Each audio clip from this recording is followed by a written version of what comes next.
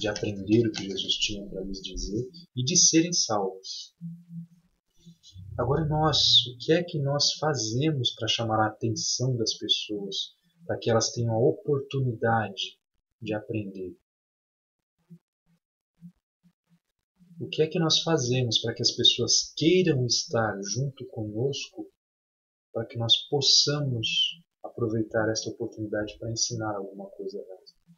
Se nós apenas convidamos as pessoas para virem assistir um culto, as pessoas não têm interesse. Se elas tivessem interesse de ir a uma igreja para assistir um culto ou uma pregação, elas viriam. Precisaria que nós as chamássemos. E se nós as chamamos para fazer uma coisa que elas não querem, elas não vão vir.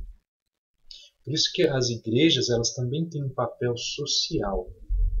As igrejas têm que ter atividades sociais para que aquelas pessoas que não têm o menor interesse de vir a uma igreja para ouvir um pregador pregando, que elas tenham a oportunidade sim de estarem ali por algum outro motivo, que seja um motivo digno, um motivo bom. E aí sim, nessas oportunidades, a gente aproveita para dar alguns ensinamentos para elas, para que elas possam tomar consciência, aprenderem, para que Deus possa agir no coração delas, para que um dia elas venham a ter vontade também de prestarem culto de homenagem a Deus. Colocar Deus em primeiro lugar nas nossas vidas é obedecer. E isso é muito mais do que apenas nós nos reunirmos algumas vezes no primeiro dia da semana para louvá-lo, para adorá-lo. Nós temos que entender que nós não podemos obedecer a Deus da maneira como nós queremos.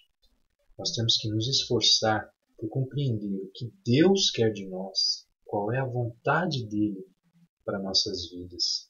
Nós não podemos escolher gostarmos de alguns versículos, como por exemplo o Salmo 23. O Senhor é meu pastor e nada me faltará. Ainda que eu andasse no vale da sombra da morte, não temeria mal algum, porque tu estás comigo. Estes são versículos que nós gostamos e, claro, são versículos edificantes. Nós temos que gostar de versículos como este.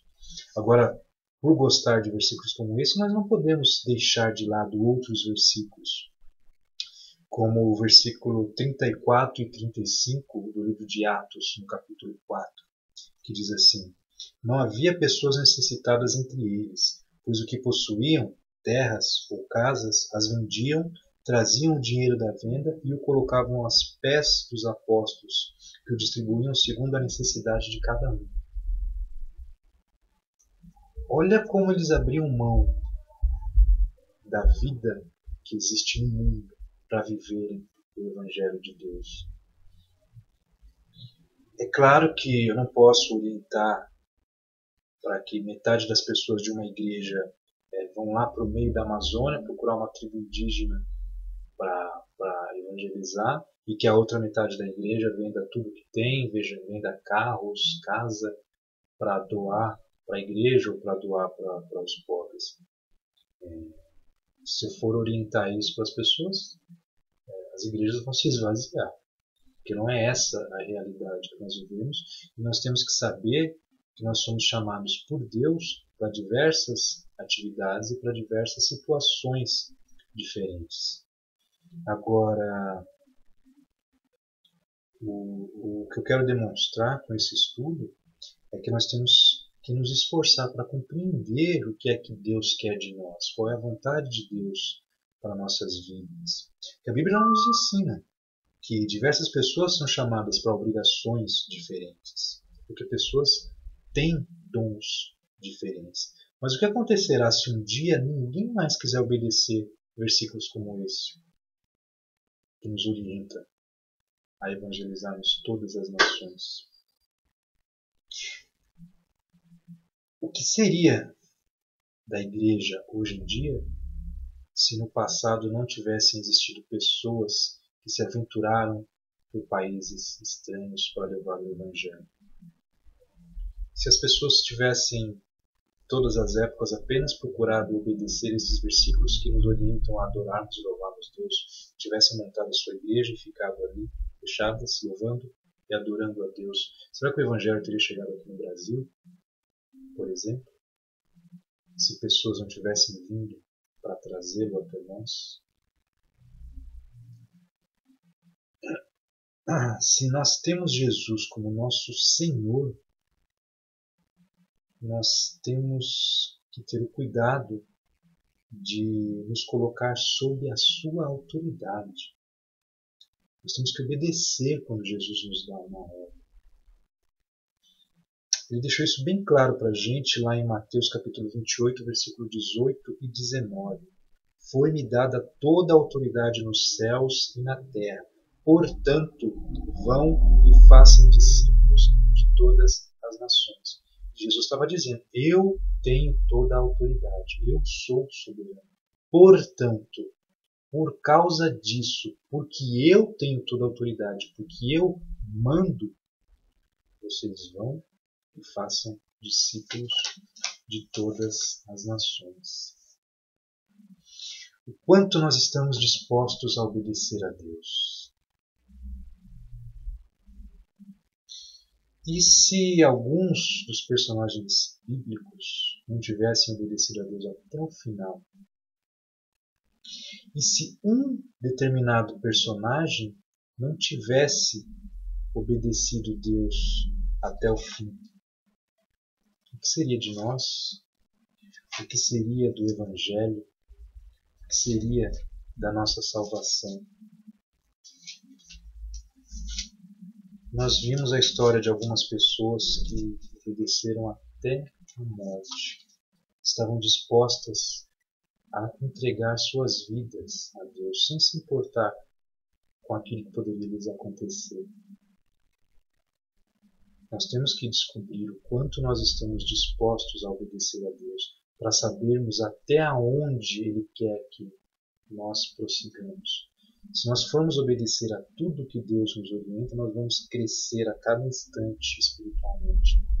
E cada vez nós estaremos nos aproximando mais do ideal que Deus tem para as nossas vidas. Nós temos que tomar como exemplo estas pessoas que obedeceram até as últimas consequências. Agora, e se um determinado personagem bíblico não tivesse obedecido, não tivesse sido obediente até o final? O que seria de nós?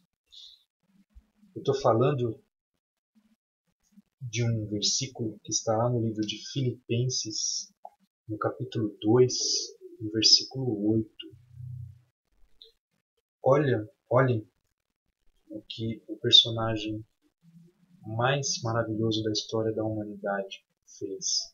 Olhem o que ele estava disposto a obedecer por nós. Filipenses capítulo 2, versículo 8. E, sendo encontrado em forma humana, claro que aqui está falando de Jesus Cristo, humilhou-se a si mesmo e foi obediente até a morte, e morte de cruz. O próprio Jesus Cristo foi obediente para nos ensinar algo sobre obediência. Ser obediente muitas vezes é você fazer aquilo que você não quer fazer. Jesus no jardim do Getsemane, ele entrou em uma agonia desesperadora. Mas em nenhum momento ele realmente pensou em não obedecer a Deus.